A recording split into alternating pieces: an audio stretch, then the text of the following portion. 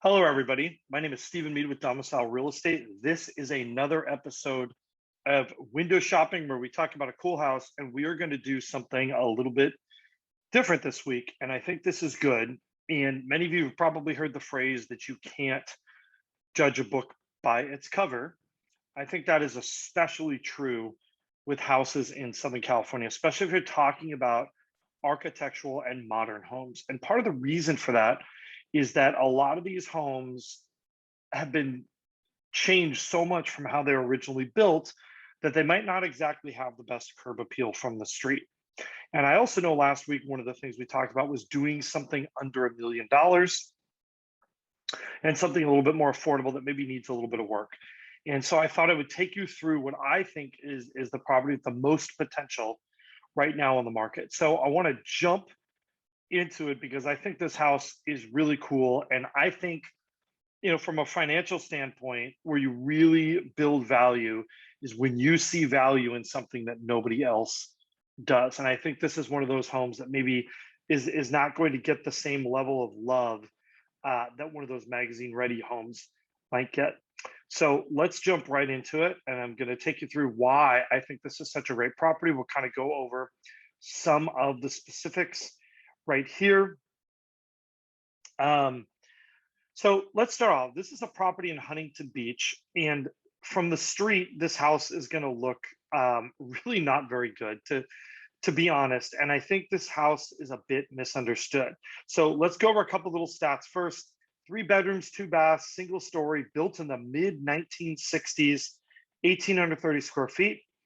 This is not our listing, but really, you as a buyer, you do deserve your own representation, and we would love to represent you.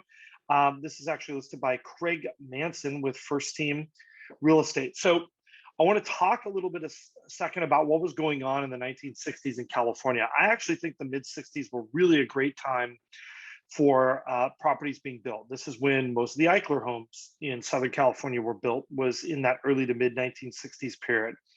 I also think there was kind of a movement for two things among developers. And we'll kind of scroll some of these pictures here. But the first thing, that builders were thinking is, I think builders were willing to experiment, and that's not something that they were really doing a huge amount of in large scale. I think from the 60s, there were all these new ideas in design, and I think builders were willing to take a risk. The second trend in Southern California that was kind of interesting was this idea of combining contemporary architecture with Spanish themes. They wanted these houses to feel like they fit in Southern California. And I think there's a lot of potential for that going forward. In fact, we were just talking to a client the other day about some of these Spanish contemporary homes and how they were looking for them. So I totally see an increase in demand. So now let's head back to it. I'm going to talk a little bit about this house. So if you look here from the front, I mean, this really doesn't look like anything. If you were driving down the street, you probably wouldn't stop for this house. There's not anything interesting immediately apparent except for maybe this kind of Spanish arch-top window and kind of this little skylight area that this was a popular design element in more contemporary homes in the 70s, actually. So if you look at from the street, like, right, what do you see? Nothing terribly special. There's another view, another angle. The patterning on the stucco might not be great, but you see kind of some span elements, a little wrought iron here. I don't know if I'd keep that. But then we jump inside, and now things change a little bit. First off, what do you notice? You have this beautiful beamed ceiling. You also have kind of this Spanish fireplace, but it's pulled back. And this is where you can see them kind of combining some of these very traditional Spanish elements, arch-top window, this kind of slump stone fireplace, these beams, but they've kind of pulled them back. They have a little bit more of kind of a minimalist look to them. And I think that's really something special that you can build upon. Carpet, not really a fan. The way these drapes are kind of angled in this little box thing, I think that might need to be rethought a little bit. But already in there, we've got kind of this beam ceiling living room that's super cool. Someone at some point added these arched motifs through here with curtains. I'm not so sure that I would keep those. Going through, we've got kind of a dining room with floor to ceiling, essentially windows. You've got some built-in elements here. I don't know if I'd keep that patterning, but I definitely do something with that. Um, Really, you have some very unique design elements. You have a real entryway in this property where you're looking to glass. That was something else that was became popular actually in the 70s. And like I said, I love this kind of combination of design. And we've got a bit of a surprise here that and this isn't it, but this is cool anyway. And I'm going to tell you something. I like weird, funky stuff. I really do. And while I think this light box needs to go, I don't know if this kitchen layout is great. I would and sort of I would call upon anyone who remodels this kitchen, please have this wallpaper reproduced. This is just too cool of wallpaper and it's fun colors. It's in a small space. You know what? Life's too short. Have a little bit of fun. Um, looking through this design here, I do see a little bit of cracking, but this is a linoleum type floor. But when you look through here, this is something I want to pay attention to. This home actually has an atrium in the center of it. And it's not something you would ever guess. And a huge sliding glass door. There's a lot of light in this home. You can see this atrium space in here, and many rooms open up onto this. Here's this atrium space again. We've got basically a 3-panel slider here. We've got a slider there. That's by that front door, and we have a third slider. The wallpaper in here, I'm not quite as fond of, and not on the carpeting. But again, you've got this floor-to-ceiling glass even with some clear story windows. There's a lot of design elements that were really kind of ahead of the time for this property.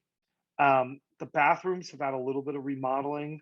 Believe it or not, I actually like the old tile the best in this bathroom more than the new stuff. It's pretty clean. I think you'd live with it. Again, this is kind of a very specific decor direction. I'd want to go a little bit more cleaner, more contemporary. Another bedroom opening onto this atrium. Really, this is what makes this house work. Is having, I think you've got a really strong foundation. And this house is priced under $900,000. I do think it's going to go for a little bit more than that. How much more exactly? Looks like we might have some ceiling or some roof work to do here. There's some past leaks. But this is a good sized house. You've got good sized yard space on this property. There's a lot of potential here for this house to really make something awesome and unique. And I think it is totally, totally unrealized. I would pare back. I'd go with some sort of more California native plantings out front. I think they will go very well with this exterior design language. I just think there's a lot of hidden potential in this house. I think 19 out of 20 people will take a look and say, wow, what an ugly house. But if you're that one person, I really think there's something special here for you. So now we're going to take a look at what we would change on this house. We're going to jump in there real quick and kind of show you how much it costs. So what would we do to this house? Everything. This is not a small project, right? But to be in Huntington Beach with this kind of square footage under $1 million, you've got room in your budget, right? And one of the nice things is I actually think if you just did the flooring and maybe cleaned up the painting, I think you could totally live in this house as is. So if your budget isn't to make these changes at the outset, I totally think that that's something that you can do over time in a property like that. I think you've heard me talk about this before, the quote unquote grandma or grandpa house. And sometimes really those are the best houses. This one is that case. It's a probate sale. It does not require court confirmation, but it also means, you're essentially buying a house as is. So now the fun part, how much does it cost? And I'm pleased to report some pretty good numbers. If you are a 10% down buyer, let's go through these numbers here. That's $90,000 down. I do think it's going to go up a little bit above the list price, but your payment, including insurance and taxes, is $35.21 a month, or your insurance interest and principal is $35.21. Your property taxes are about $8.99 a month. Insurance is $112. That brings us to a total of 4533. That might sound like a lot of money, but think about this. Of that 4533, um, over uh, over $1,300 of that is going to pay down principal. So this would be like renting for $3,200 a month. I don't think you could rent a house like this for $3,200 a month. With 20% down, the numbers look even better. Our total payment is right around $4,000 a month. And again, that principal is $1,234. That means when you subtract out that principal, you're actually below or right about $2,800 a month. I don't know really hardly any single family homes anywhere Southern California you could be renting for under $3,000 a month. There's not really a lot out there. Kind of enjoyed this unconventional thing. These kind of houses and projects are arguably some of my favorite because I think to see that transformation and to take something, I'm going to go back in there because I think we got to repeat these frontal pictures of this house to kind of take something that looks like this and make it something amazing that people are drooling over. By the way, another cool little design element on the front of this house, maybe you didn't catch it, it's pretty subtle. These front corners of this house, these edges actually have kind of a flying buttress like arrangement. This was sort of common in kind of these more contemporaryized Spanish homes. I think that there's so much hidden potential in this house. This living room can be a showstopper. I think even the kitchen, and you've got an atrium in the center. Really, this is a great house. I think there's a lot you can do with it. It really just is going to take somebody with a little bit of a vision. Thank you guys for watching. Questions, comments, we love them. If you are not subscribed to our architectural email, you really should be. We're going to put that link in the YouTube description below, so you can do that, where we feature not only a window shopping house, but we have usually about 3 or 4 other houses every week from around Southern California that are just cool for one reason or another, across all price ranges and areas.